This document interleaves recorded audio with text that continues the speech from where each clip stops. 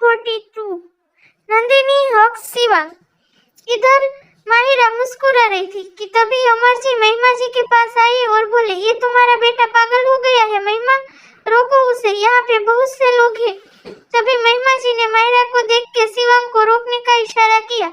इधर शिवांग नंदिनी के होठ के बहुत करीब था और उसके होठों को ही देख रहा था। नंदिनी अपनी भारी आंखों से शिवांग को देख रही थी। अभी के लिए शिवांग और नंदिनी एक दूसरे में खोए हुए थे कि तभी माहिरा शिवांग के पास आई और धीरे से बोली, शिवांग सब देख रहे हैं, प्लीज छोड़ दो नंदिनी को। माहिरा की आवाज सुनकर शिवांग को तो कोई फर्क नहीं पड़ा, लेकिन नंदिनी दूर होने लगी। लेकिन शिवांग नंदिनी को छोड़ ही नहीं रहा था। ये देखकर जीवन रावत जोर से बोला, बरखुरदार अब छोड़ भी दीजिए, इसे सबके सामने अच्छे नहीं लगते। जीवन की आवाज सुनकर शिवांग को बहुत गुस्सा आया और उसने नंदिनी को छोड़ा और एक तंज भरी मुस्कान के साथ बोला, क्यों, तुम्हारी बीवी को थोड़ी ना ऐसे सबके सामने हाथ लगाया है, हमने जो इतना तिल मिला रहे हो। इधर माहिरा नंदिनी को लेकर सुमित्रा जी के पास आ गई तो जमुना भी जल्दी से नंदिनी के पास आ गई और जीवन को देखते हुए बोली, ये तो बहुत ही खोपड़ी छठ किस्म का मनई है भाई, बहुत ही अच्छा हुआ जो छोटे सरकारी को पहले ही बोल दिए, ना तो हम तो इको जमाल घोटा दे देते इसके शरबत में। ये सुनकर नंदिनी ने एक नजर जमुना को देखा और धीरे से बोली, जमुना ये हम सबके मेहमान है, ऐसे नहीं बोल सकते। ये सुनकर महिमा जी नंदिनी को देखी जा रही थी। फिर वो अपने मन में बोली, क्या ये सच में इतनी अच्छी है? क्यों महादेव, आप मुझे हर बार ऐसे दो राहें पे लाकर खड़ा कर देते हैं। मैं नंदिनी को शिव की जिंदगी से दूर करना चाहती हूँ, लेकिन मैं जितना नंदिनी को शिव से दूर करती हूँ, शिव उतना ही नंदिनी के करीब चाहता है। और मैंने तो नंदिनी की जान लेने का प्लान भी बना लिया है, लेकिन शिव क्या करूं मैं? महादेव कुछ तो रास्ता दिखाइए कि मैं जो कर रही हूँ वो सही है या फिर नहीं। महिमा जी ये सब सोच रही थी तो वही सुमित्रा जी की अलग ही सोच बन गई थी नंदिनी के लिए। वो अपने मन में बोले, मुझे पता है कि अब मैं शिव को इस खून खराबे से कैसे बाहर निकाल सकती हूँ।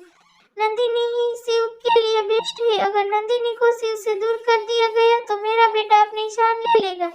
ये सब सोचते हुए सुमित्रा जी की आंखों में आंसू आ गए थे। जहाँ एक तरफ महिमा जी अपने बेटे के प्यार को उसकी जान बचाने के लिए दूर करना चाहती थी, तो वहीं दूसरी तरफ सुमित्रा जी अपने बेटे की जिंदगी के लिए नंदिनी को हर हाल में सुरक्षित रखना चाहती थी। लेकिन क्या होने वाला था नंदिनी के साथ, वो तो महादेव ही जाने। इधर शिवांग भी सबसे बात किए जा रहा था, लेकिन उसका दिल बहुत बेचैन था। नंदिनी के इतने करीब होकर भी वो नंदिनी के होठों को छू नहीं पाया था। और इधर नंदिनी भी आज अपनी चोर नजरों से शिवांग को ही देख रही थी। वो कहते हैं ना कि आग दोनों तरफ बराबर लगी है, यहाँ भी कुछ ऐसा ही हाल था। पार्टी में अब सब डिनर कर रहे थे, सब सेवक लगे हुए थे, लेकिन कुछ स्पेशल गेस्ट को घर वालों को अटेंड करना था। और वहीं एक तरफ से कुछ औरतों ने महिमा जी को घेर लिया था। मिसेस मेहता महिमा जी को देखते हुए बोली, वैसे महिमा तुम्हारी बहू तो बहुत ही ब्यूटीफुल है और गाती भी बहुत अच्छा है। तभी मिसेस अग्रवाल बोली, महिमा अगर इसकी कोई बहन हो तो बताओ जरा, हमारा बेटा भी ऐसे ही ब्यूटीफुल लड़की की तलाश में है। महिमा जी अब सबकी बात सुनकर एक रोब के साथ बोली, आखिर मेरे बेटे की पसंद है। भले ही महिमा जी नंदिनी को पसंद नहीं करती थी, लेकिन नंदिनी की वजह से उनका सिक्का और जम रहा था कि तभी मिसेस मलिक बोली, शायद आप सबने सुना नहीं, ये एक विधवा है। एक विधवा से अपने कुंवारे बेटे की शादी करके इतना रोब दिखा रही हो महिमा। ये सुनकर मिसेस अग्रवाल फिर बोली, अच्छा नहीं भाई, मुझे तो कुंवारी लड़की ही चाहिए अपने बेटे के लिए, कोई विधवा नहीं। अब महिमा जी शांत हो गई थी और उन नंदिनी पे गुस्सा भी आ रहा था। इधर नंदिनी भी ये सब सुन रही थी, उसकी आंखों में आंसू आ गए थे। तभी शिवांग आ गया और सबको देखते हुए बोला, वैसे आप सब विधवा है क्या? ये सुनकर वो शिवांग को देखने लगे और तभी मिसेस मलिक बोली, ये क्या पूछ रही है? हम सब की शादी हुई है, हमारा सिंदूर मंगलसूत्र नहीं दिख रहा, हमारे पति वो रहे। ये बोलकर उन्होंने अमर जी से बात कर रहे मिस्टर मलिक, मिस्टर मेहता और मिस्टर अग्रवाल को देखा।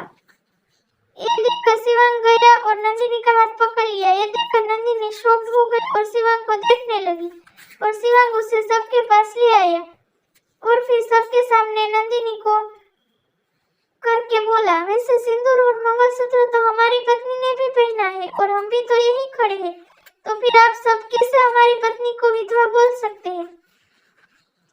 शिवांग की बात सुनकर सबने अपना सर झुका लिया और नंदिनी शिवांग को देख रही थी।